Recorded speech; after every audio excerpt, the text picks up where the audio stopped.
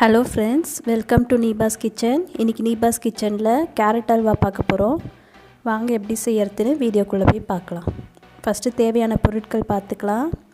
Carrot வந்து 1 kilo போல் திருகி வச்சுருக்கேன், தோல் நீக்கிட்டு. பால் வந்து 1/2 லிட்டர் வந்து காசி வச்சுருக்கேன், நல்லா காசியிருக்கேன், தண்ணி எதுவும் ஊற்றாமல். சர்க்கரை ஒரு 200 கிராம் எடுத்திருக்கேன் இன்றைக்கி. நெய் தேவையான அளவு, முந்திரி பருப்பு, உலர்ந்த திராட்சை ஒரு 5 போல், ஏலக்காய் எடுத்து வச்சுருக்கேன். கடாயில் ஒரு 2 டேபிள் ஸ்பூன் நெய் எடுத்துக்கோங்க.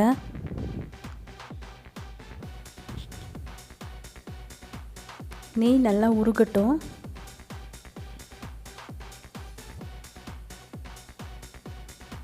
இப்போ முந்திரி பருப்பு ஆட் பண்ணிக்கலாம்.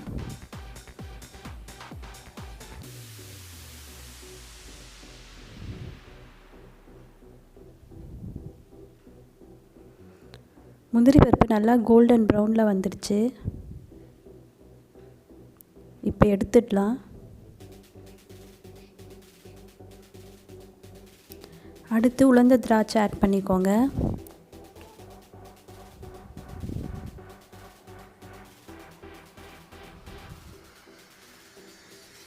இந்த மாதிரி நல்லா உப்பி வந்ததும் எடுத்துருங்க.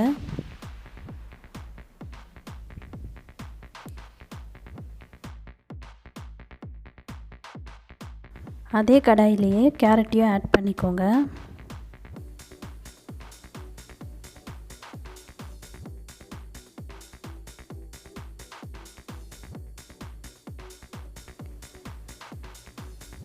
கேரட்டை நல்லா வதக்கிக்கோங்க.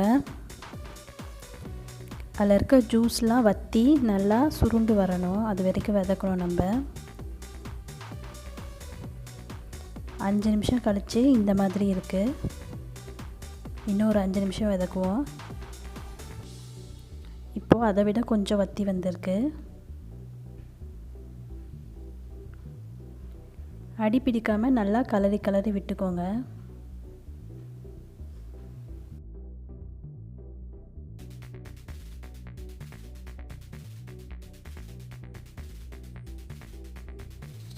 அடுத்த 5 நிமிஷத்துக்குள்ளே இவ்வளோ தூரத்துக்கு வற்றி வந்திருக்கு.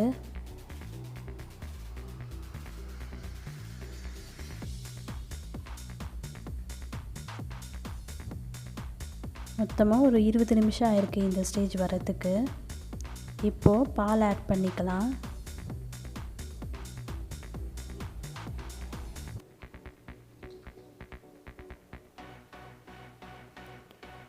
பால் ஆட் பண்ணிவிட்டு நல்லா கலந்து விட்டுக்கோங்க.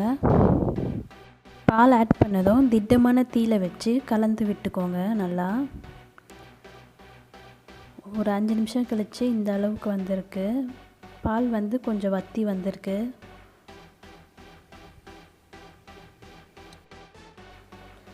அடி பிடிக்காமல் நல்லா கலரி விட்டுக்கிட்டே இருக்கணும். இன்னும் கூட கொஞ்சம் பால் வற்றணும்.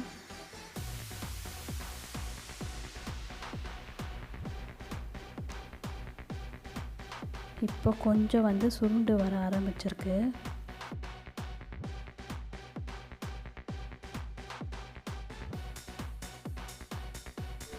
அடிக்கடி கலந்து விட்டுக்கிட்டே இருங்க, அப்போ தான் வந்து அடி பிடிக்காமல் இருக்கும்.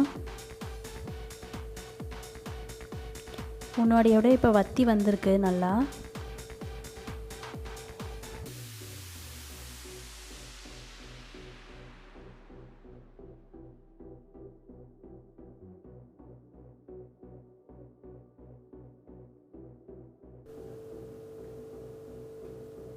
நம்ம ஆட் பண்ண பால் எல்லாம் நல்லா வற்றி வந்துடுச்சு, நல்லா ட்ரை ஆகிடுச்சு. இப்போ நல்லா கெட்டியாக இருக்குது பாருங்கள். இப்போது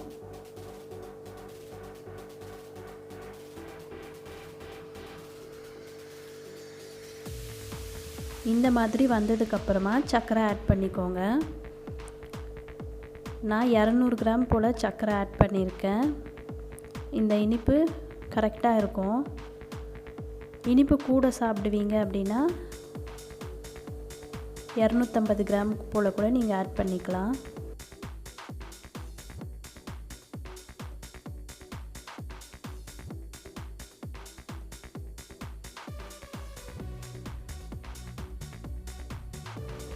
சர்க்கரை ஆட் பண்ணி நல்லா கலந்து விட்டுக்கோங்க. ஒரு 2 டேபிள் ஸ்பூன் போல் நெய் ஆட் பண்ணிக்கலாம்.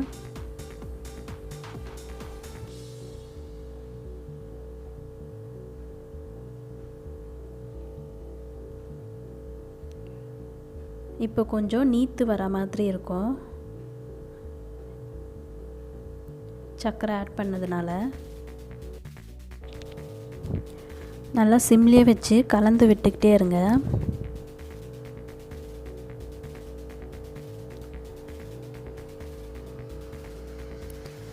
இடித்து வச்சுருக்க ஏலக்காவை ஆட் பண்ணிக்கலாம்.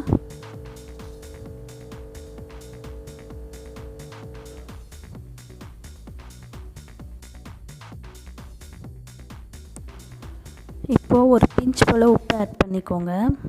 எப்போவுமே ஸ்வீட் செய்யும் போது கொஞ்சமாக, அதாவது ஒரு சிட்டிகை போல் உப்பு ஆட் பண்ணிங்கன்னா ஸ்வீட்னஸை நல்லா என்ஹான்ஸ் பண்ணி கொடுக்கும். இப்போ ஒரு 2 டேபிள் ஸ்பூன் நெய் ஆட் பண்ணிக்கோங்க.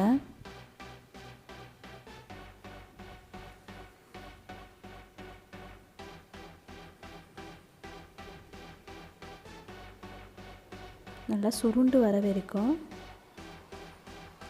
கலந்துக்கோங்க.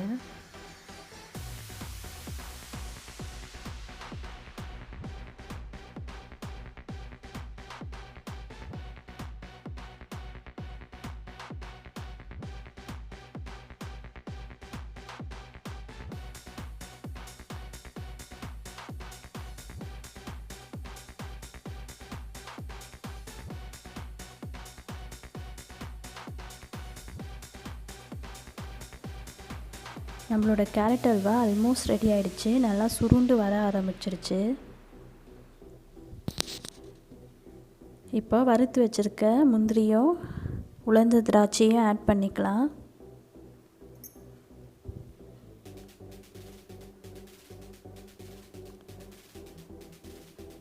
கூடவே 2 டேபிள் ஸ்பூன் அளவில் நெய் ஊற்றிக்கோங்க.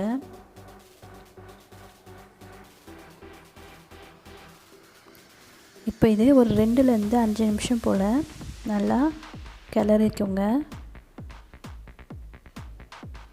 நம்ம ஊற்றின நெய்லாம் கொஞ்சம் கொஞ்சமாக பிரிஞ்சு வர ஆரம்பிச்சிருச்சு.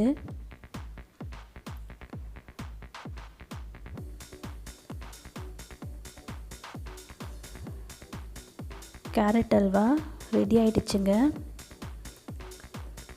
நீங்களும் உங்கள் வீட்டில் ட்ரை பண்ணி பாருங்கள். எப்படி இருந்துச்சுன்னு எனக்கு கமெண்ட் செக்ஷனில் சொல்லுங்கள்.